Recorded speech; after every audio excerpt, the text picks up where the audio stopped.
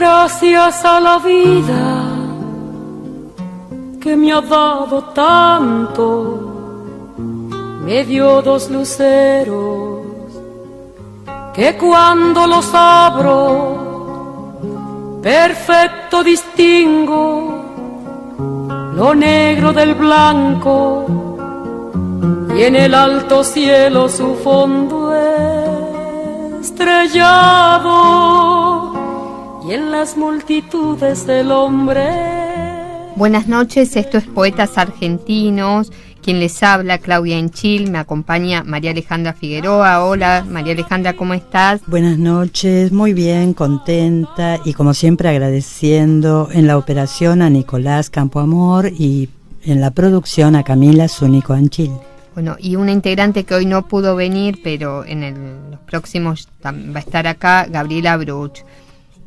Bueno, este programa, como siempre digo, tiene el fin de difundir a los poetas de todo el territorio nacional, por la radio de la Biblioteca del Congreso de la Nación. ¿Cuáles son los poetas de Jujuy? ¿Cuáles los de Formosa, La Rioja, San Luis? Hay tantas provincias como creadores. En cada lugar, en cada sitio, ciudad, hay como una efervescencia, ¿no?, de festivales y encuentros poéticos. En la provincia de Buenos Aires, por ejemplo, el otro día me contaban que se organizan tertulias así en la casa misma de los poetas y va mucha gente y bueno, leen poesía, hacen música, qué copado eso, ¿no? La verdad que también tomar la poesía desde lo cotidiano, no desde el simple hecho de ir a leer en un lugar, sino de abrir las casas y que se formen las tertulias, ¿no? El otro día también hablando con un artista plástico que iba a presentar su obra en un pueblo de la ciudad, de un pueblo de Buenos Aires, me contó que, bueno, él iba a presentar su obra, ¿no? Y de repente le pareció raro que unieron plástica y poesía. Entonces, no sabes la cantidad de gente que fue. Es que es maravilloso, también hay toda una movida, también con música y plástica, música e ilustradores, como... Sí, tal cual. Eso, por ejemplo, en Poesía bajo la autopista que dirige, así coordina Jito Menore en el Centro Cultural de Imaginería acá en Ciudad de Buenos Aires. Ellos organizan así, uno va a leer y mientras estás leyendo hay un dibujante que te va dibujando y cuelgan todas fotografías, obras plásticas, ¿no? Y es como que se produce una unión entre varias artes. Claro, y se va abriendo. Claro, está buenísimo. Abriendo y conociendo, ¿no? A medida de que eso se va expandiendo. Claro, y la hace más amena, sí, ¿no? A la poesía. Como romper con esa estructura que tiene la gente quizás en sus mentes de que la poesía es dura, cartonada, aburrida. Sí, no, nada que ver. Entonces todo eso de que la gente se está movilizando es muy importante, ¿no? Y se moviliza por el arte. La provincia a la que le vamos a dedicar el programa de hoy es Santa Fe. Vamos a entrevistar al poeta Roberto Malatesta. Después vamos a escuchar La Litoraleña por Gabriela Roldán, después Islero Cantor de Efraín Colombo y de otro autor rosarino, Vale Más, de Cristian Amado. Bueno, tenemos en línea ya al poeta Roberto Malatesta. Hola Roberto, ¿cómo estás? ¿Qué tal? Muy bien, muy bien. La verdad, un placer poder charlar con vos y bueno, que todo este tiempo de Poetas Argentinos nos cuentes todo acerca de tu poesía, ¿no? Te agradecemos mucho. Bueno, agradecido soy yo, gracias por haberse contactado conmigo. Antes de comenzar la entrevista, vamos a escuchar en la voz de María Alejandra un poema tuyo y va a leer algo de tu biografía. Un simple espectáculo. Mi hija y yo observamos cómo entrenan perros. No es por interés en el asunto. Es cierto que nos gustan mucho los animales, pero hoy estamos aquí sin más cuestiones. Apacible espectáculo. hombres y bestias, viento y un cielo gris, luz a lo lejos, en los bordes, donde quiebran las nubes. Estamos bien aquí. La tarde nos parece inmejorable, echados en el pasto sin hacer nada. Nada podría resultar mejor, tanto que yo no sé qué es esto, cómo denominarlo, si felicidad. Busco el cómo y el por qué. Sin nombre alguno, todo me desborda. Sin nombre alguno, no está mal. Mejor así. Todo es inmensidad. El pasto, el viento, la luz. Todo importa. Empero nada es importante. Solo grande y sin peso. Estamos bien aquí. Acabamos de escuchar a María Alejandra Figueroa en un poema de Roberto Malatesta. Y ahora contanos bien la biografía de él. Roberto Malatesta, poeta, nació en Santa Fe en 1961. Colabora con el diario El Litoral, revista Fénix y Homero, poesía, entre otros. Libros de poemas publicados: De las Cosas Blancas, 1984, Casa al Sur, 1987, ambos en ediciones Mainumbi. La Prueba de la Soledad, 1991, ediciones de la Universidad Católica de Santa Fe, reeditado parcialmente por Ediciones del Arca del Sur, 1995. Del Cuidado de la Altura del Níspero, 1992. Las Vacas y otros poemas, 1994, Ediciones de la Nada. Este último, Premio Municipal de Santa Fe. Flores bajo la lluvia, 1998, Ediciones del DOC. No importa el frío, Ediciones El Arca del Sur, 2003. Por encima de los techos, Editorial Leviatán, 2003. Y Cuadernos del No Hacer Nada, Sigamos Enamoradas, 2009. Formó parte de antologías editadas por la Universidad Nacional del Litoral y obtuvo el primer premio en poesía, año 1995, de Literaturprojekt Label, revista alemana, y el tercer premio Poeta en Nueva York, entre otras distinciones. Roberto, contanos, vamos a empezar desde tus inicios. ¿Cómo surgió la poesía en vos? Es un misterio. Es un misterio porque yo no venía venía de un hogar de gente obrera donde no había poesía, no había libros de poesía en mi casa. En mi último libro, La Estrella Roja, trato de explicármelo. Quizás vino mucho antes de que yo escribiese, pero la realidad es bastante inexplicable. Uno trata de buscar explicaciones, pero son muy difíciles. Creo que es algo que estaba en mí y yo tenía que desarrollar. Vos sos contador, fuiste atleta, ¿no? Todas estas actividades.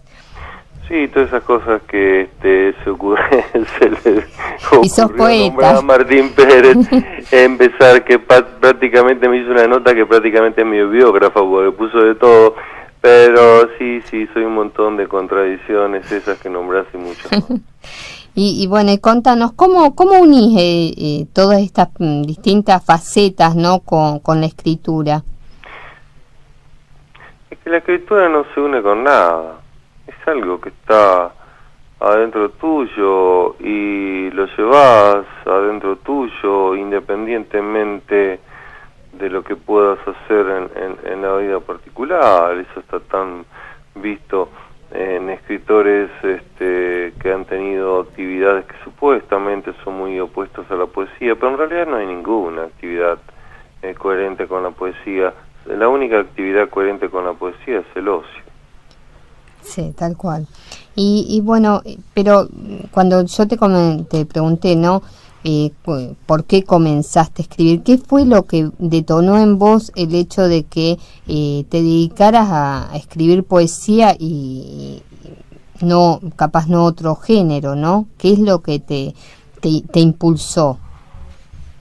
No sé, yo empecé pintando, dibujando, pero quizás tenía una mamá que me exigía que copiase, entonces eso no funcionó, qué sé yo, quizás un amigo que escribía poesía, pero ya te digo, es bastante inexplicable. Un día empecé y me gustó lo que estaba haciendo, descubrí que eso era lo que tenía dentro mío, que me estaba fatigando, que me estaba tensionando tanto, faltaba eso, escribir. Y vos cuando estás escribiendo, ¿qué sentís, no? No sé, yo más bien te digo que cuando no escribo me siento mal. Cuando pasa un día y no escribí un poema, me empiezo a sentir afectado. ¿Y vos todos los días escribís así como algo cotidiano, impuesto por vos o surge?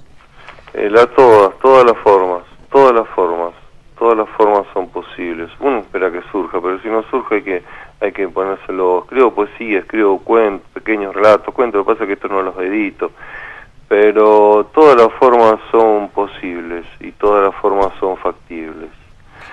Tampoco hay que esperar a que venga, que caiga como del cielo, porque es casi un desafío al cielo. Uno nunca, decía Grace, que uno nunca debe creerse que las musas están consigo. No, a las musas hay que buscarlas.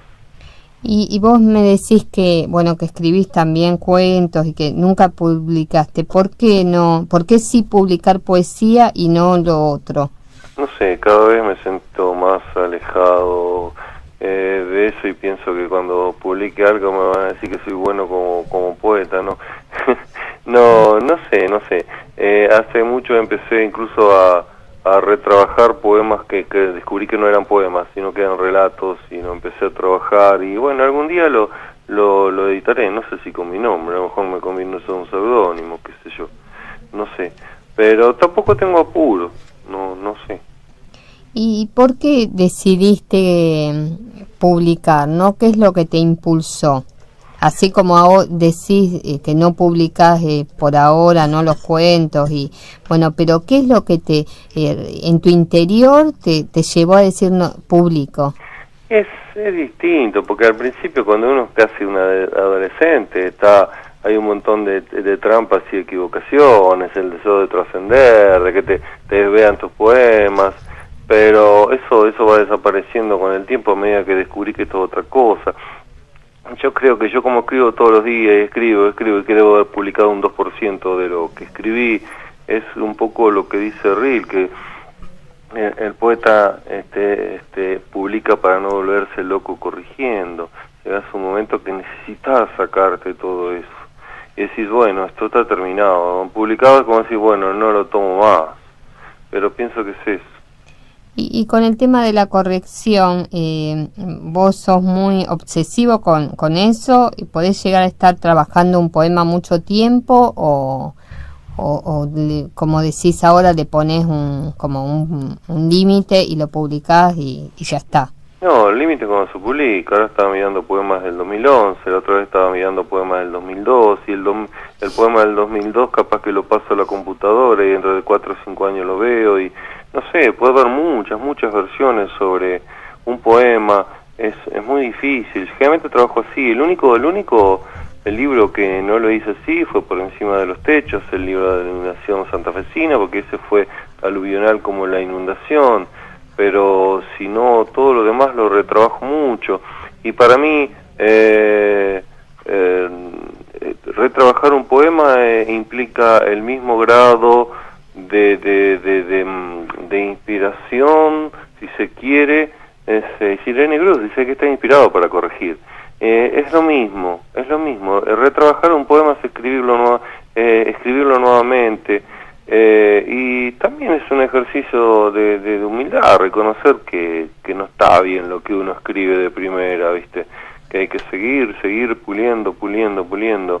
Y bueno, llega un momento que decís, bueno, como dice Rilke, ¿no? Si sigo así me voy a volver loco, o sea, o lo tirás o lo publicás. Y de tus primeros libros, a los libros de hoy, ¿no? ¿Vos ves que avanzaste en el mismo eje? ¿Te pasa que capaz ves cosas publicadas y no te gusten? ¿O cómo, qué sentís frente a eso? En realidad el primer libro es el único que escondí. En mi antología, El silencio iluminado, aparto del segundo libro hasta ahora, que es entre los datos de libros que que ustedes leyeron, falta Nada que nos viste, que es el de 2011, El silencio iluminado, que es una antología, y el que presenté el miércoles en Buenos Aires, La estrella roja y otros poemas. En realidad, de ese libro nomás, pero después sí hay un proceso de ordenamiento, creo que hay un proceso de maduración, trabajo mucho más con el sonido, a tal punto que me exijo mucho. Hay muchos poemas que tienen una métrica determinada, pero el tema del sonido me obsesiona, y creo que lo que ha ido mejorando mucho desde mis primeros libros hasta ahora.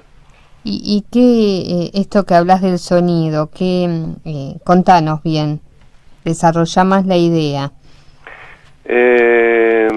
Sí, si un poema no tiene sonido, no es un poema. El tema de la métrica ya te da un esquema que te permite estar casi convencido. Ahora bien, el verso libre, decía Borges que es más difícil. Para el verso libre creo que tenés que, yo en la práctica trato de leerlo en voz alta para estar absolutamente convencido de que realmente tiene un ritmo. Sin un ritmo no hay poema. Es lo que realmente me exijo. Yo trato de que los poemas aporten, digan algo, tengo necesidad de decir algo, que lo digan, pero a su vez que tengan un sonido, que se puedan leer. Yo creo que el verdadero libro debería ser el libro y el CD, las dos cosas. Claro. Y bueno, yendo a tus libros, ¿no? Contanos, ahora nos interesa, vamos a lo largo de toda la entrevista a que nos cuentes acerca de qué trata, ¿no?, cada libro. Comencemos por el tema del libro de la inundación. Vos lo presentaste también acá en Buenos Aires. En la primera edición del libro la hizo Leviatán. Increíble, no, acá se editó en una revista, El Arca del Sur, pero la primera edición en libro fue en Leviatán. Después, varios años después, ese libro gana el Pedroni de Poesía en Santa Fe, y varios años después lo publica la UNL, y ya hizo 2 ediciones. Pero sí se hizo una presentación en Buenos Aires. Y bueno, el libro trata de la inundación de Santa Fe, son todos los poemas relacionados con eso. Contanos. Sí, creo que fueron en un transcurso de 25 días que escribí también para no volverme loco. Escribí sobre el tema de la inundación, del que fui un directo afectado, y bueno, un día dije, así como escribí para no volverme loco, dejé de escribirlo para no volverme loco con el tema.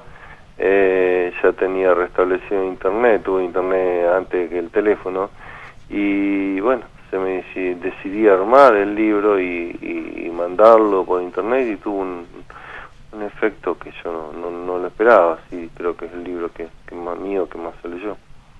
Y contanos acerca de otros libros tuyos. Y te cuento acerca del último libro, que creo que realmente es mi mejor libro, que te digo que presenté así en sala de lectura en La Valleja el miércoles, La Valleja el 920, otro libro que me editó Leviatán. Realmente son gentes que me dan un apoyo tremendo y un sostén tremendo, porque sé que los tengo ahí, y creo que es el mejor libro. Traté de agotar determinados temas, el tema de la infancia, el tema de mis hijos, de la niñez, de mis hijos. La estrella roja es eso, es el planeta Marte visto desde un patio por un padre con sus hijos, y creo que es un libro de poemas bastante, como yo digo, son libros poemas bastante antiguos, pero retrabajados, o sea que están escritos como escribo hoy, por lo tanto es un libro antiguo y nuevo a la vez. Roberto, ahora vamos a ir a una pausa y cuando volvamos seguimos con la entrevista, no cortes. Bien, gracias.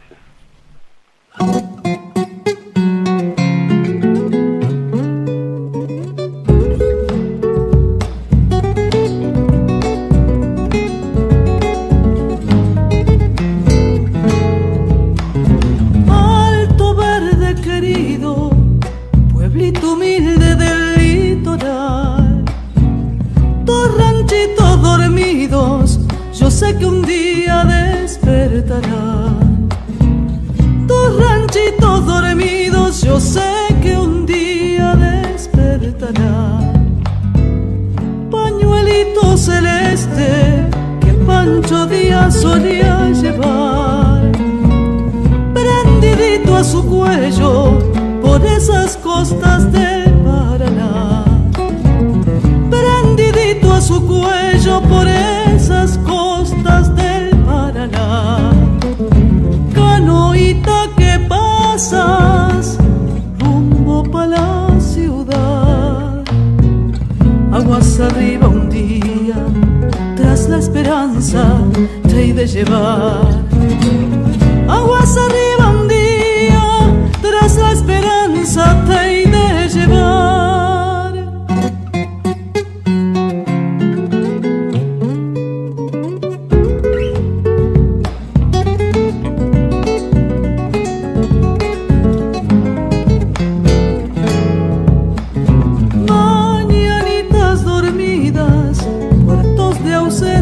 Que hacen llorar, lágrimas de amargura que el tiempo nuevo sabrá borrar.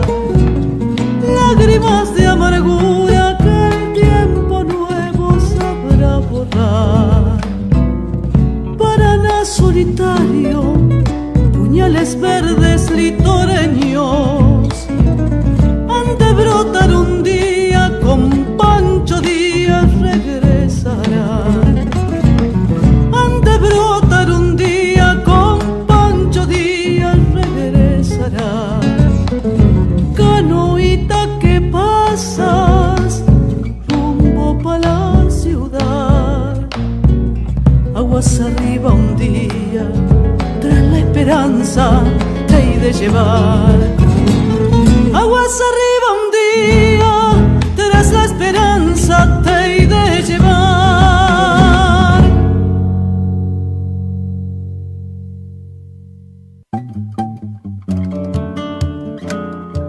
Sintoniza BCN Radio, la radio de la Biblioteca del Congreso de la Nación.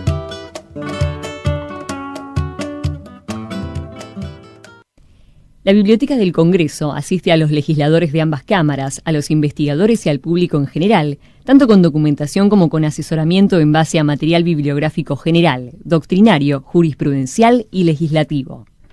La BCN se especializa en temas de materia legal y parlamentaria, de carácter nacional, provincial, municipal y también de origen extranjero.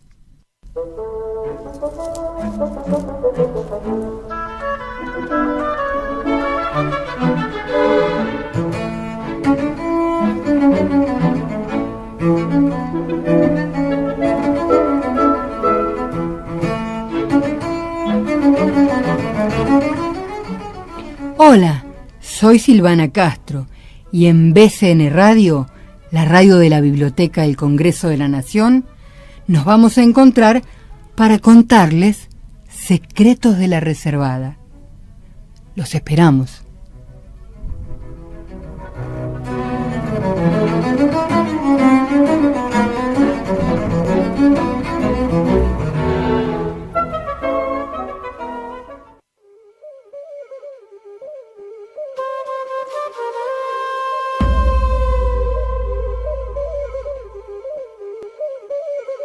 Descubrí el interior del país en BCN Radio.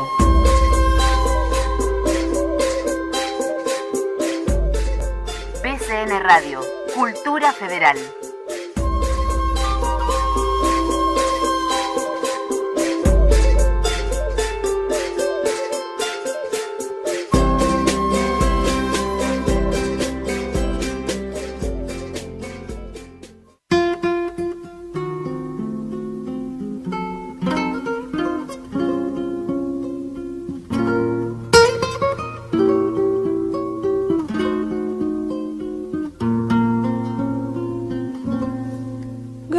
gracias a la vida que me ha dado tanto, me dio 2 luceros. Bueno, seguimos acá en Poetas Argentinos charlando con el poeta de Santa Fe, Roberto Malatesta. Vos recién nos contabas que en tu libro, que acabas de presentar acá en Buenos Aires, temas como la infancia, los hijos, la niñez. Bueno, contanos más acerca del libro y de esos temas. ¿Cómo los encarás? Mira, mayormente son como fotografías del recuerdo, ¿no? No sé cómo explicártelo de otra forma, sino cómo tomar ese centro. Hay una imagen, un determinado hecho, pero en sí no es el hecho o la imagen lo que importa, sino un trasfondo que te va marcando. Ahora vamos a escuchar otro poema tuyo por María Alejandra, y después de seguir charlando también me gustaría, si vos tenés ganas, de que nos leas un poema de tu nuevo libro. Bueno, listo. La estrella roja. Vimos a Marte. Los dedos de mis hijos señalaron hacia la estrella roja. Nunca en años se había aproximado tanto a nuestra tierra. Lucía realmente muy bella en el cielo final que tocaban los dedos de mis hijos. Mi casa también era bella, con Marte adornándole el cielo, y mis hijos felices con aquella visita. Aquella noche, nada se interpuso entre ellos, nuestra casa y las estrellas. Hermoso realmente. Y bueno, contanos qué rol, si juega algún rol, ¿no?, la realidad en tus poemas, y bueno, contanos acerca de eso.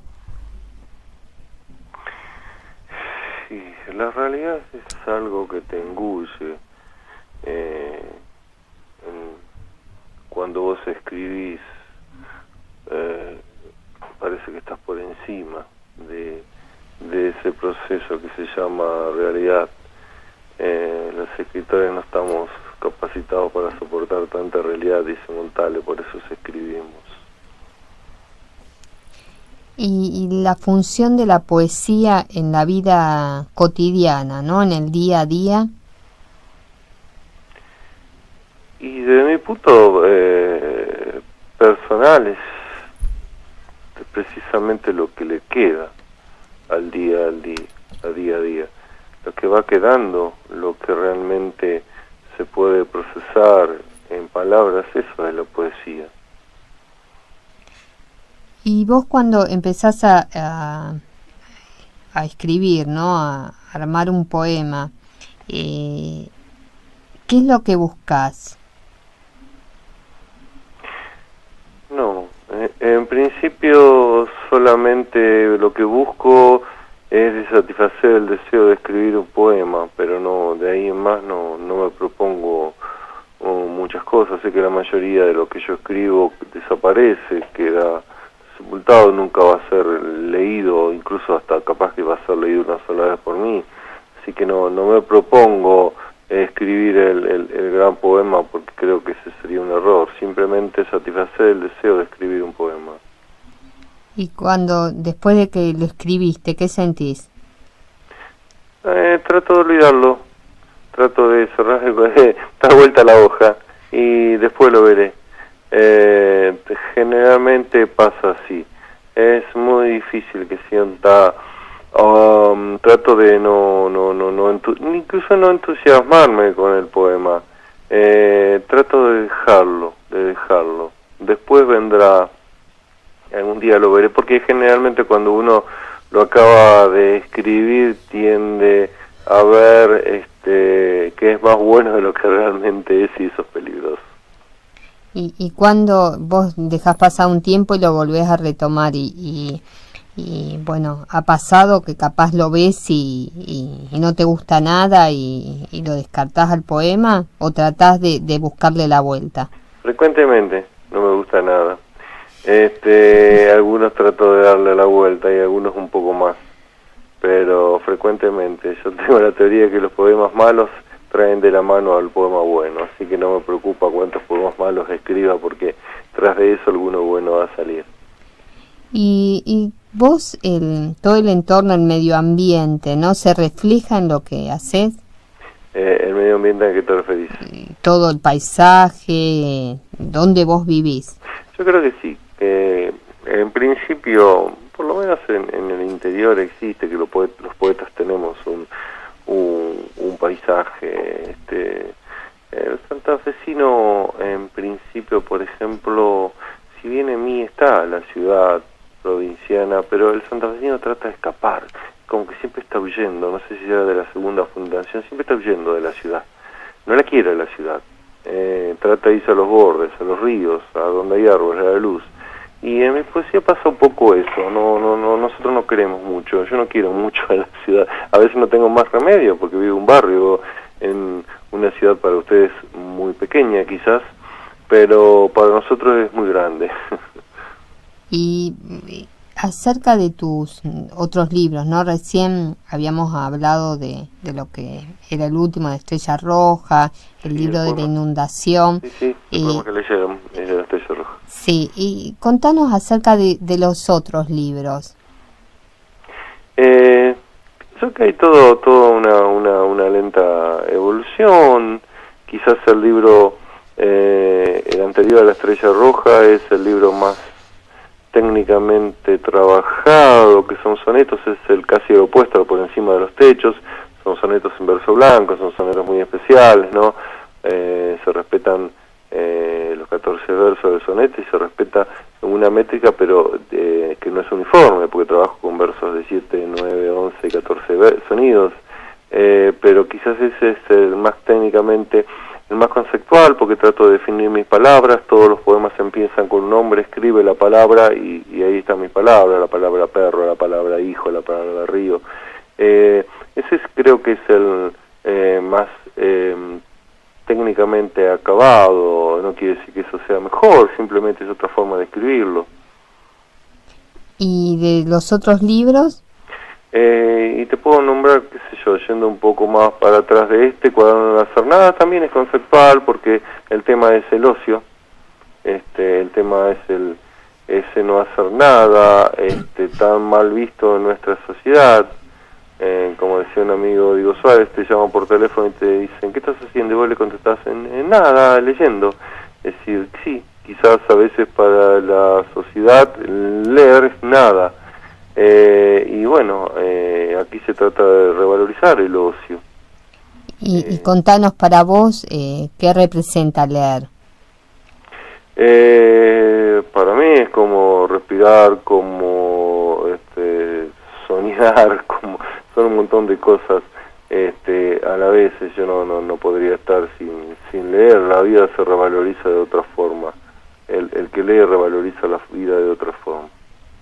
¿Y el tema de la lectura en aquel que escribe influye? Hay que ser, como dijo Borges, mejor lector que escritor, si no es imposible. ¿Y vos todos los días, así como tenés el hábito de escribir a diario, lees todos los días?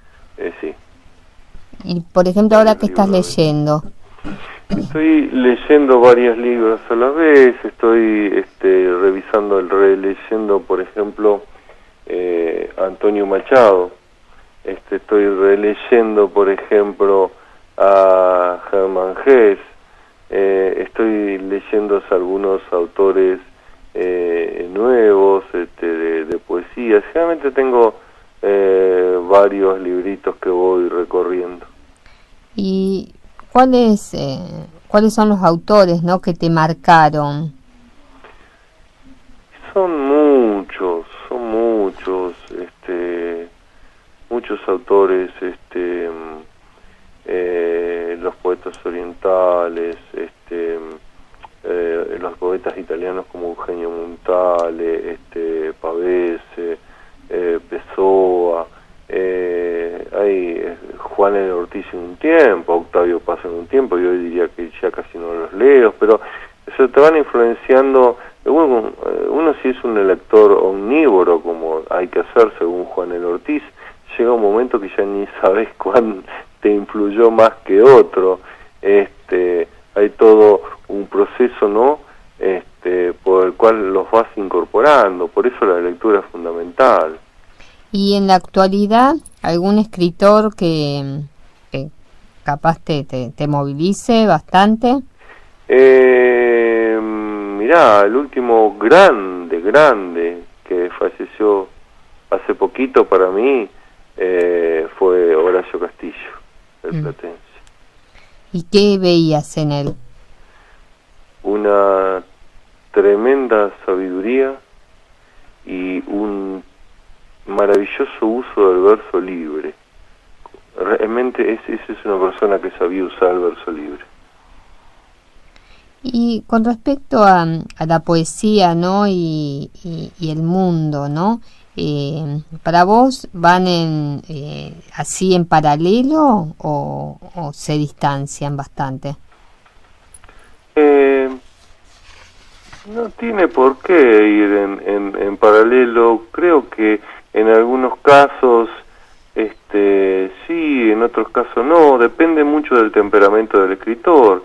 Creo que el escritor debe respetar más que el mundo, la realidad y su situación, debe respetar su propio crecimiento, su propia madurez. Creo que es eso lo que debe seguir. Hay escritores que pueden estar muy relacionados con lo que está ocurriendo, ser verdaderos vaticinando, hay verdaderos bardos diciendo lo que pasa, y otros que son simplemente y a veces mis preferidos poetas. ¿Y qué opinas de la poesía social? Tuvo autores muy buenos, pero es difícil, es tan difícil como escribir poemas de amor. Y contanos acerca de eso que es tan difícil, ¿no? ¿Por qué te relacionás con el tema de la poesía de amor? Porque generalmente con lo que se cree que es más fácil termina siendo más difícil. Se cree que cualquiera puede escribir un poema de amor, pero es un trabajo muy arduo. Y así como también interpretar la realidad y ser un poema social, un poeta social, creo que también es difícil y a veces se exige mucha más distancia de lo que se cree. Más que trabajar sobre caliente, creo que hay que escribir con cierta distancia. En realidad no he sido un gran poeta social, así que estoy hablando no por mi experiencia. Y para vos, ¿qué herramientas se necesitan para llegar a ser un buen poeta, no escribir, realmente ponerse a escribir poesía y que tengas las herramientas necesarias? Lectura y ser un absoluto crítico de sí mismo. ¿Y vos crees que en la poesía, así en Argentina, en la actualidad, ocurre eso? De que hay crítica hacia, ¿no? Cada poeta hacia sí mismo. No, a veces me parece que no, que hay un proceso de mucho razón hacia el centro del poeta, e incluso a veces me parece que tampoco hay mucha lectura, es mi percepción. No, me parece que, pero en general la crítica falla no solo en el poeta hacia sí mismo, sino en general. Creo que hay muy poco trabajo crítico serio. ¿Y cómo ves a la poesía de Santa Fe en la actualidad? Y bueno, si querés también de ponerle, no sé, desde el 90 hasta ahora. Y quizás esté demasiado cerca para opinarla. Creo que esa cosa lo tienen que opinar un poquito los que más se alejan. Cuando vos estás demasiado cerca de algo, no los ves bien. De todas formas están apareciendo muchos chicos interesantes, que están escribiendo en forma muy interesante, que es lo que más importaría a los jóvenes. ¿Y te acordás de alguno así para que lo tengamos en cuenta? Hace poco estuve de jurado, donde ganó una chica, Abigail Raimondi, y el segundo premio fue María Julia Ruiz. Después hay un muchacho, Diego Suárez, que vino de Misiones y se radicó acá, y son buenos ejemplos, son gente jóvenes. Sí, eso es interesante, el tema de la juventud, ¿no?, en la poesía. Y a la poesía en general, ¿no?, argentina, ¿cómo la ves y qué poetas te gustan? Es muy amplia, muy ambigua, y vos tenés realmente cosas muy diferentes. Yo te nombré el caso de Horacio Castillo, que es un poeta enorme, que lamentablemente lo perdimos. En Córdoba, Pablo Anadón, me parece un poeta también formidable. No hace mucho perdimos aquí a Beatriz Vallejo, la santafesina Beatriz Vallejo, otra poeta memorable, creo. Bueno, el otro, últimamente creo que se nos están yendo los mejores. Javier Aduriz es un poeta extraordinario, yo lo considero casi mi maestro, como para nombrarte algunos de los mejores. Roberto, ahora vamos a ir a una pausa y después seguimos charlando.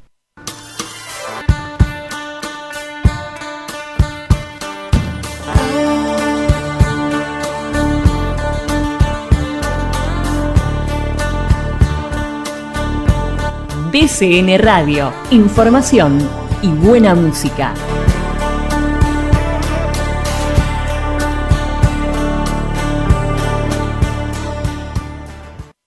La Biblioteca del Congreso cuenta con uno de los acervos documentales más importantes del país, con más de 3 millones de piezas bibliográficas. Asimismo, su hemeroteca posee alrededor de 7.000 títulos de colecciones de diarios, revistas, periódicos argentinos y extranjeros. Por la Ley de Depósito Legal, la BCN es destinataria de todo lo que se publica en el país.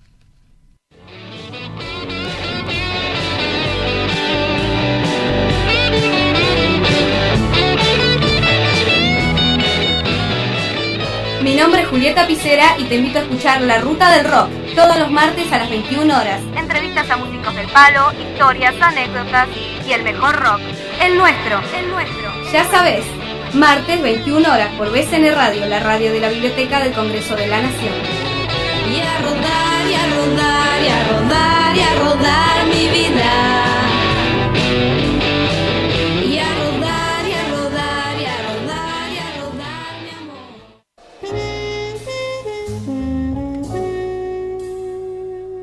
Andábamos sin buscarnos, pero sabiendo que andábamos para encontrarnos. En el año Cortázar, bcnradio.com.ar.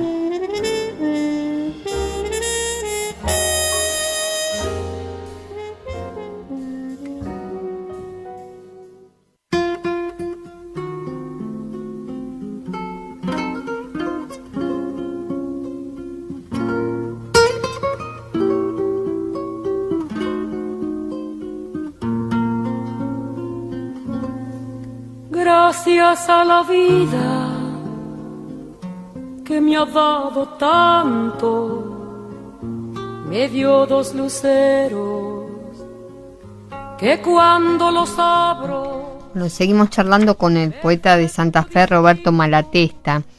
Roberto, ¿tenés para leernos un poema del nuevo libro? Sí, te leo uno. Bueno, mi hijo y el perro viejo. Mi hijo identifica al perro viejo como suyo. Dice que el nuevo es mío y a mí me da tristeza. Pudo haber elegido al joven, pero no. Escogió al viejo, que pronto va a morir. Y si la muerte es triste, la inocencia de mi hijo la añade un tristísimo elemento. Se sabe que la muerte cría a su alrededor colonia de animales melancólicos. Y en cada rincón reproduce un símil de sí misma, falsas muertes que cumplen la misión de ofuscarnos. Yo quisiera evitarle un pesar a mi hijo, mas no consigo sino acongojarme. Hoy jugamos a la pelota y yo perdía siempre, mirando a los rincones, desatento. Él se rió mucho, ríe y piensa en su perro. Puede lo que yo no, cree solo en la vida. Está muy bueno el poema. ¿Y tenés otro que quieras leernos? Sí, te leo el siguiente, Tarde Ancestral. Vos me preguntabas de cuándo creo que empecé a escribir y trato de imaginármelo mucho antes de que usase el papel. Tarde Ancestral. Era una tarde tórrida de tormenta inminente. El viento circulaba por el polvo de la calle de tierra. Una loca alegría se apoderó de mí. Comencé a revolcarme en esa calle. Yo era un chico de miles de años de antigüedad. Yo estaba en la tormenta, en el polvo, en el viento. Dios estaba conmigo. Y en mí el mundo vibraba recién hecho. La vecina me vio y no dudó en contárselo a mi madre. Mi madre hizo lo suyo, lo que creyó más justo. ¿Qué argumento exponer en mi propia defensa? Yo era inocente, yo era un iniciado. Muy bueno. Y contanos acerca de cuando vos te pones a escribir, ¿no? ¿Vos te vas proponiendo temas o cómo surge? Vos cada libro lo vas lo armás primero en tu cabeza así con un diagrama de cómo lo vas a hacer o van surgiendo los poemas. Van surgiendo. Yo a veces trabajo al modo que enseñaba ahí no me acuerdo el nombre del autor de Las ciudades invisibles, el autor del Varón Rampante, no me sale el nombre, que te enseñaba que uno iba armando carpetas por temas y y los libros se armaban solos. Ahora es fácil armar carpetas porque con internet vos lo vas armando. Si bien mis libros, mis poemas originales siempre están escritos a mano, y después uno a medida que los va pasando se van armando solas. Es muy difícil proponerse a armar un libro con un tema. Me salió muy pocas veces eso. Uno es La nada que nos viste, por encima de los techos sí, y La nada que nos viste, y ya te digo que son mis libros opuestos, pero esos sí tuvieron el esquema de el libro que buscaba ya una forma, pero si no se van armando solos. Y vos decís que escribís a mano, es decir que primero lo pones así en un papel antes que pasarlo a la compu, ¿y por qué no directamente en la computadora? No necesito el roce de la virome contra el papel. Me parece que el poema cuando nace tiene que nacer así. Ya es una cuestión de educación. A los chicos jóvenes parece una tontería, pero no necesito eso. Y vos hace un rato contaste que formaste parte de un jurado y donde nombraste algunos poetas que bueno, resultaron ganadores. Contanos qué viste en esos trabajos que se presentaron. Me da la impresión que mucha gente escribe poesía sin leer absolutamente poesía. Por ejemplo, cuando yo veo un caso, lo leo igual, pero cuando vos ves un poema centralizado decís, no es lector de poesía. ¿Qué poeta grande centraliza? Ese es el trabajito del Word, ¿viste? El trabajito de la computadora se pierde el sentido del verso libre, y después cuando empezás a leer te das cuenta de que se escribe sobre una idea de lo que debe ser el poema, pero no hay lectura. Lo que veo no hay lectura. Cuando vos lees, yo creo que hay una gran diferencia en los que hacen prosa, porque como que el prosista es más lector, y como que el poeta cree que es más fácil escribir y que puede saltear ese ese paso tan necesario que es la lectura y de enamorarse pero no la lectura, de enamorarse, de volverse loco de leer poesía. Pienso que eso está faltando, y como que escribir un poema es escribir algo lindo, algo lírico, algo, como se dice, con sentimiento. Viste que cualquier equipo de fútbol hoy es un sentimiento. Hoy te le preguntas a alguien qué es tu equipo de fútbol, es un sentimiento. Entonces se confunde mucho, y creo que falta lectura y falta mucho trabajo. Y en poesía generalmente ocurre eso. Los trabajos de prosa que yo he visto en los últimos concursos son muy superiores a los de poesía, pero creo que es eso, se confunde un poco la cosa. ¿Y por qué crees que hay poca lectura de poesía, ¿no? De los mismos poetas?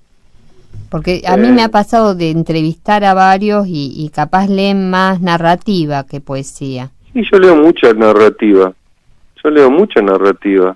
pero vos ves en los suplementos literarios, y vamos a los suplementos literarios, prácticamente ya casi está prohibida la poesía. Ah, no, te puedo hacer una entrevista porque vos sos poeta. Ya de los mismos suplementos literarios se está achicando el margen de la poesía. Y sí, tal cual. Entonces, ¿qué vamos a esperar? No, la poesía no se vende, te dice el editor, y bueno, ahora el buscador de la cosa apreciada te encuentra cualquier cosa apreciada que busque y la va y la encuentras. El amor no falta, pero no hay una difusión de la poesía. Y no. Y así mismo pasa, mira, en la última feria del libro acá en Buenos Aires, yo, recorría todos los stands de las provincias y después de los stands de las librerías, ¿no? Buscando poesía. Y me ha pasado de varios lugares que me han dicho, no, realmente capaz lo único que tenían de poesía ponerle era Hellman y después no traemos otras tiene cosas. Una feria del libro donde los libreros pongan los mismos libros que tienen en su librería. Claro. El acto cultural es aparte. Yo estuve en la última en el Festival de Poesía. Ahora vamos a los libreros. ¿Qué sentido tiene una feria del libro donde van a poner los mismos libros que están en su librería a los mismos precios, si no más altos? ¿Qué sentido tiene? ¿Tiene algún sentido? Entonces suspendamos la venta de libros, hagamos una feria del libro de escritores y lectores.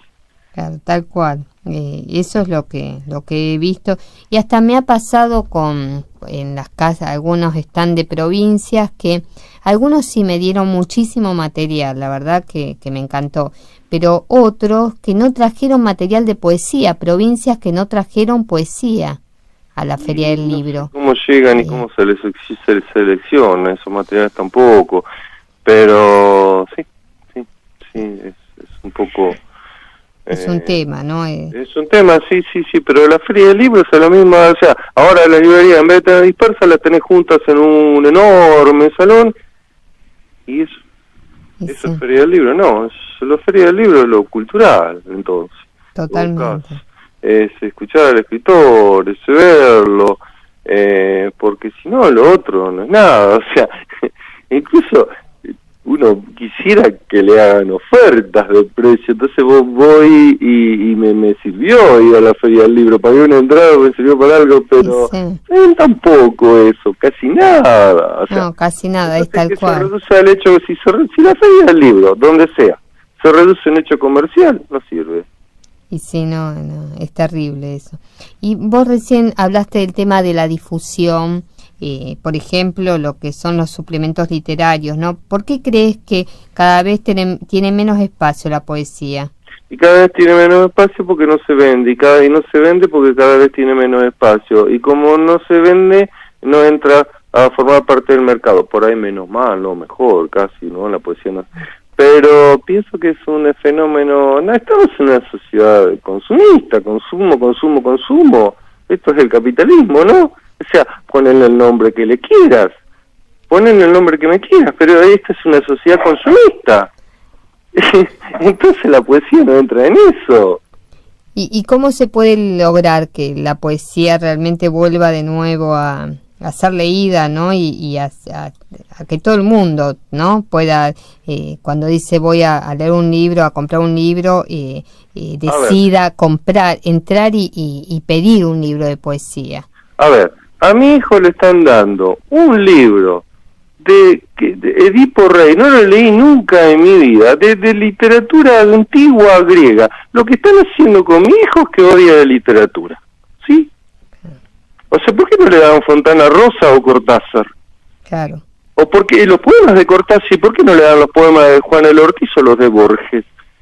Entonces tenés que no sé quién inventa un programa que pone que poco más tiene que ver la Odisea. ¿Qué tienen que ver los chicos con eso? Y sí, no es. Ahora estoy viendo la muestra de Cortázar, que está divina. ¿Por qué no leen a Cortázar? Entonces, desde el vamos a los chicos les estamos enseñando que odien la literatura. ¿Qué es esto, papá? Me pregunta. ¿Qué sé yo? Si nunca lo leí, nene. Jaque, porque lean los clásicos, lo que hicieron todo de un arco de lectura. O después te vas a preocupar porque Fontana Rosa dice malas palabras. Ojalá entrasen por eso, porque sería una puerta para entrar a la literatura. Que lean los cuentos de Fontana Rosa y que lean la poesía de la gente que está más cerca de ellos. Que lean a Juan L. Ortiz, por ejemplo. Sí, es la forma realmente más cercana, ¿no? De abrir una ventanita y más que ellos recién se están formando, ¿no? Que lean el poema Piercing de Javier Adúriz, donde está la voz del viejo y la voz del chico, que se cuelga el piercing y se piensa tatuar todo el cuerpo. Que lean eso, lo que está ahí, latente. Que lean ese tipo de poema. Pero bueno, lo que pasa es que para buscar ese tipo de poema, por allí los que están en la cultura tienen que laburar mucho. Y es más fácil dar un nombre, qué sé yo, súper clásico de la mitología griega o lo que sea. Y entonces es más fácil armar un programa con eso que ponerse a buscar y estudiar. Pienso que será eso, no sé. Pero si hacemos ese tipo de planteos, los chicos, lo que estamos haciendo es alejarlo de la literatura. Sí, no, realmente es terrible eso, porque cuando ellos se están formando. Yo tengo una biblioteca, no sé, de miles de volúmenes, no sé, cansado que me diga, me dijo, papá, ¿vos tenés este libro? No. ¿Vos tenés este libro que me pidieron en la escuela? No. Ah, bueno, pero yo no sé entonces. Bueno, a ver que ven quiénes hacen los planes de estudio, porque después estamos metiéndole horas y horas. Ahora quieren hacer la escuela de doble turno, que es una aberración, porque a los chicos no se les puede meter todo el día en una escuela. Los chicos tienen que tener menos horas en la escuela, tienen que tener más horas de afuera, y sí, de juego totalmente. y de disfrutar afuera. Una aberración que quieran meter más horas de escuela. ¿Qué? ¿Para qué darle qué? Los clásicos griegos. Pero es una locura. Que jueguen más vale los chicos, que vayan a jugar al fútbol antes de estar en la escuela leyendo eso. Qué sé yo, no sé si sonaré muy... Es que es tal cual, la verdad que... me parece ridículo, realmente. Los chicos estén 4 horas en la escuela, y después que tengan muchas otras actividades. Porque si no es peor. Y sí, porque se los abarrota con un montón de cosas y la verdad que... menos. Claro, tal cual. Y si los que hacen los planes de estudio no saben nada y no tienen la más mínima idea de qué se está escribiendo hoy, tampoco va a servir que lo pongamos 18 horas menos. Totalmente. Bueno, esperemos que eso cambie, que empiecen a incorporar, ¿no?, a grandes escritores nuestros, como vos dijiste, Fontana Rosa, Cortázar, que los chicos puedan descubrirlos, porque... No hay que tenerle miedo, que lean a Borges. Hay cosas de Borges se supone que es un escritor hay unas cosas que son tan lindas. Son hermosos, realmente, sí. Y no, los adultos no tienen que asustarse que los chicos le dan a Borges. Al contrario, los chicos le pueden explicar a Borges a muchos adultos. Y sí, totalmente. La verdad que eso, bueno, sería bueno, ¿no?, que se comenzara a ver ese cambio y darle la posibilidad a todos los chicos de que se les empiece a abrir la cabeza, ¿no?, con respecto a literatura. Bueno, Roberto Malatesta, te agradecemos muchísimo que esta entrevista con poetas argentinos y bueno, te mandamos un abrazo desde acá. Muchas gracias a usted. Bueno, en el programa de hoy estuvimos charlando un montón con Roberto Malatesta. Vos tenías otro poema de él. La fuerza del no hacer. No hacer nada requiere fortaleza. Los débiles están siempre trabajando. Si el trabajo escasea, lo inventan. En cambio, el que no hace nada resiste todas las tentaciones que incumben al trabajo. Entonces las tentaciones desfilan ante él y es conducido al borde del barranco, como Cristo. Arrójate, tómalo todo, adórame. Y en su desierto del no hacer, persiste adusto y pobre. Desarrolla la gran fuerza del que sabe cuál es su sitio y su destino entre los hombres. No hacer nada requiere fortaleza, pero este es un don, y por lo tanto a su conocimiento acceden sólo aquellos para el cual son llamados. Bueno, el programa de hoy dedicado a Santa Fe, al poeta Roberto Malatesta, realmente muy interesante todas las cosas que nos contó y bueno, esto dio su opinión con el tema de sus hijos, ¿no? Que de su hijo todo lo importante que sería que se incorporara la lectura en la escuela de autores como Cortázar, Borges. Yo opino lo mismo, sería bueno que se pudiera, que desde chicos se los pudiera descubrir, ¿no? Porque eso abre la puerta para después poder seguir leyendo. Bueno, como todos los martes, desde acá, desde la radio de la Biblioteca del Congreso de la Nación, les agradecemos que nos estén escuchando y nos encontramos el martes próximo de 20 a 21, poesía de todos y para todos. Chau.